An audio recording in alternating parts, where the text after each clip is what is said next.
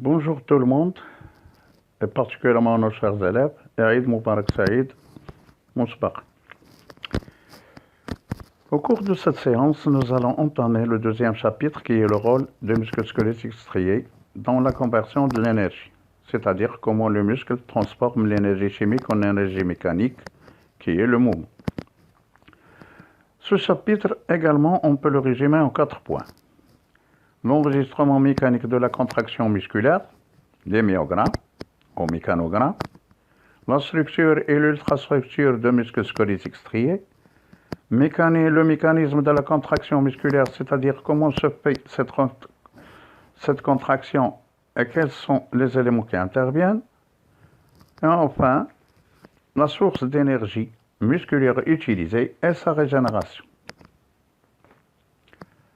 En ce qui concerne le premier point, c'est-à-dire l'enregistrement mécanique de la contraction musculaire, au myogramme, au mécanogramme. Et pour cela, on utilise un appareil qui s'appelle le myogramme, le myographe. On a 3 cas d'enregistrement. Dans le cas d'une seule excitation efficace, dans le cas de 2 excitations efficaces de même intensité, et dans le cas de plusieurs excitations efficaces de même intensité et de fréquences différentes. En ce qui concerne une excitation efficace. Une excitation efficace, c'est l'excitation minimale qui nous donne une réponse musculaire. C'est-à-dire en dessous de laquelle on n'aura pas une réponse musculaire. On l'appelle aussi rhéobase. Dans le premier cas, c'est-à-dire une seule excitation efficace appliquée au muscle. Dans ce cas, on enregistre un myogramme qui s'appelle secousse musculaire isolée et qui se compose des étapes comme sont mentionnées dans le schéma résumé et qui sont les suivantes. AB, c'est la phase latente de latence qui correspond à la durée entre le moment de l'excitation et le moment du début de la réponse de muscle, c'est-à-dire le temps mis par l'influx nerveux pour parcourir la fibre nerveuse et atteindre les muscles.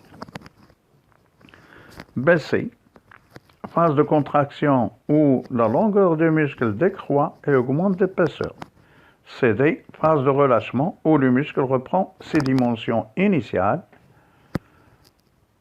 La durée de cette dernière est un peu plus que celle de la contraction. Et enfin, CC', c'est l'amplitude de la secousse. Dans le cas de 2 excitations efficaces de même intensité. Dans ce cas, selon l'endroit où on applique la deuxième excitation par rapport à la première, on obtient les myogrammes suivants, comme sont mentionnés dans le résumé. Dans le cas où la deuxième excitation vient après le relâchement de la première excitation, on obtient tout simplement 2 secousses semblables et isolées. Dans le cas où la deuxième excitation s'applique pendant la phase de relâchement de la première réponse, la deuxième réponse se superpose à la première sans qu'il y ait confusion des 2 courbes. On dit qu'il y a sommation partielle des 2 secousses musculaires. Dans le cas où la deuxième excitation efficace intervient au cours de la phase de contraction de la première réponse, il y a superposition et prolongement des 2 courbes. On dit qu'on a sommation totale des 2 secousses musculaires. La tension créée dans ce cas est supérieure à celle d'une secousse isolée. Maintenant, les réponses musculaires les myogrammes issus d'une série d'excitations efficaces, successives et de même intensité et de fréquence variable.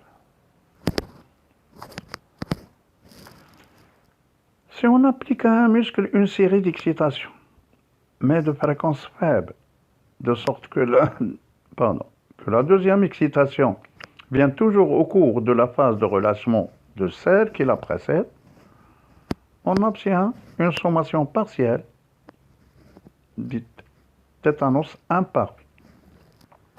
Par contre, si les excitations sont d'une fréquence élevée, de sorte que la première excitation vient toujours au cours de la phase de contraction de celle qui la précède, on aura une superposition des courbes jusqu'à ce qu'on obtienne une ligne rectiligne, puis la phase de relâchement. On aura donc une sommation totale des tétanos parfaits.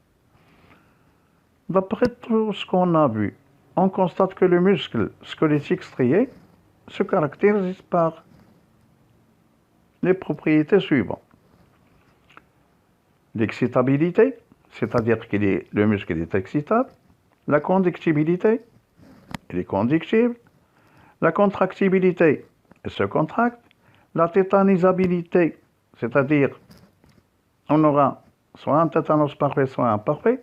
La fatigabilité, c'est-à-dire que le muscle se fatigue, etc.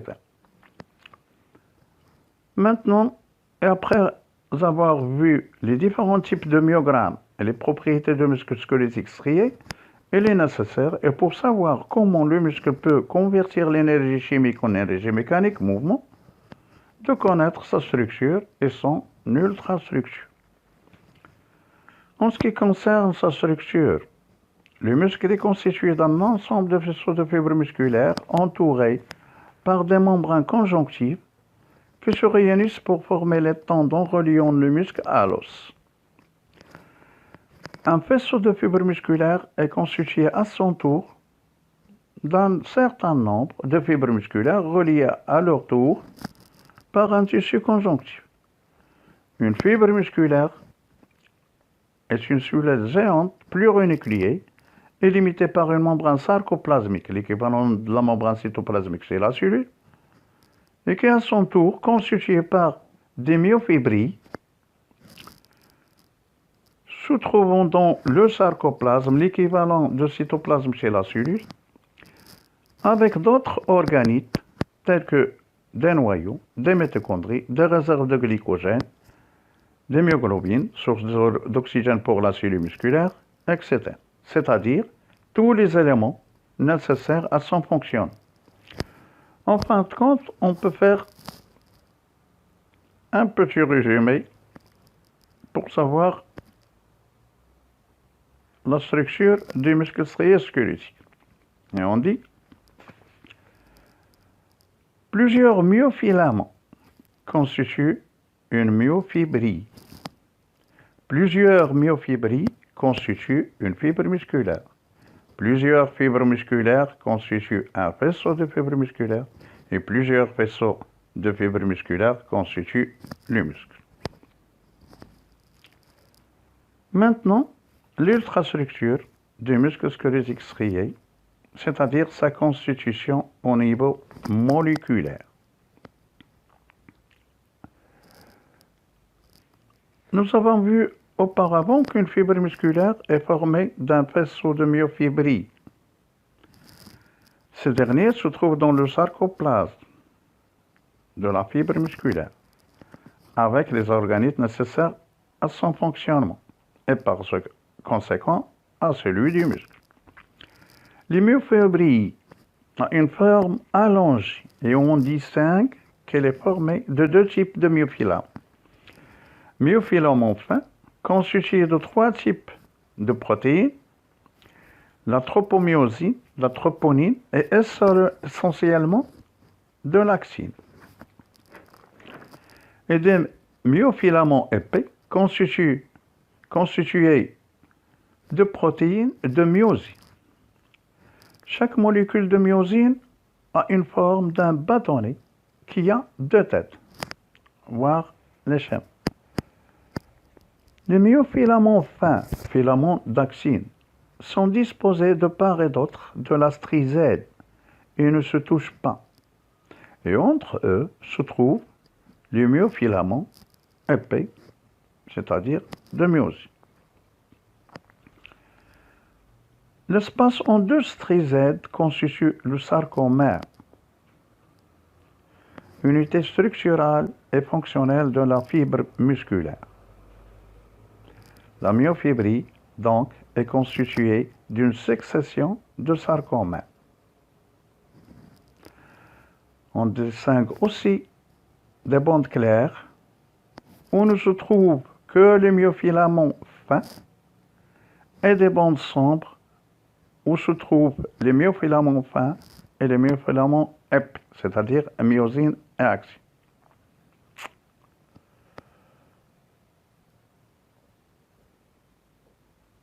Au centre des bandes sombres se trouve la zone H, formée simplement de myose. Et le schéma vous montre comment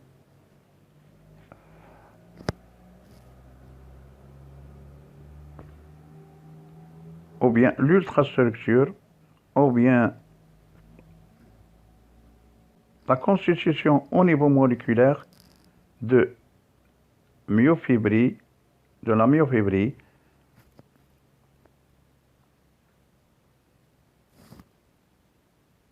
qui est l'unité structurelle et fonctionnelle de la fibre musculaire. Et je crois qu'on va s'arrêter là.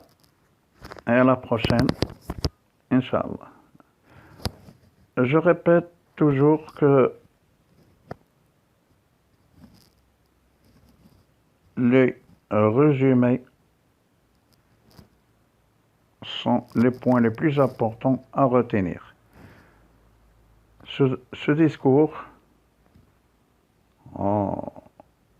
ce n'est qu'une explication pour vous aider à assimiler les résumés tout en comprenant ce que vous avez devant vous. Donc c'est le plus important, c'est le résumé à retenir, tout en bien sûr, il faut le comprendre. Et pour le comprendre, c'est pour ça que je vous donne ce discours ou cette explication. Bon, merci. Et à la prochaine. Bien sûr, n'oubliez pas de s'abonner à la chaîne. Si vous aimez, bien sûr, le contenu, tout en suivant les étapes nécessaires pour cet abonnement. Ne l'oubliez pas et merci. À la prochaine.